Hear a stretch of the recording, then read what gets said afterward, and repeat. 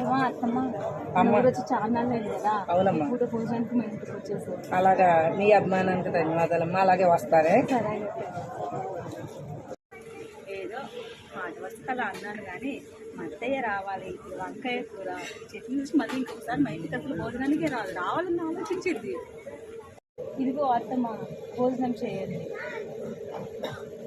ఏంది కూర? వంకాయ పడ్డానా? ఏదో పప్పునా? ఏంటే ఏదో కోడినో గొర్రెనో కొత్తవో అని ఆప్యాయతతో పిలిచావు కదా, నీ భోజనం ఒప్పుకుంటే ఇదే నువ్వు పెట్టిన భోజనం. చాలే, ఏదో మాకున్న దాంట్లో పెట్టేశాను. చాలా ప్రేమ కొరిపిచ్చేసేవు. నీ భోజనం వద్దు, నువ్వు వద్దమ్మా, ఇంకెప్పుడు నీ ఇంటికి రానే రాను. ఎప్పుడన్నా వస్తే నా కూతురు దగ్గరికి వస్తాను. కానీ ఏంది భోజనం? మీరే అలా తింటారా? నాకైనా అలా పెట్టావా? నీ కొడుకు తీసుకొచ్చి దానికి ఇలాగే తినాల్సి వస్తుంది. నా కొడుకుతో బాగానే తెస్తాడు. నా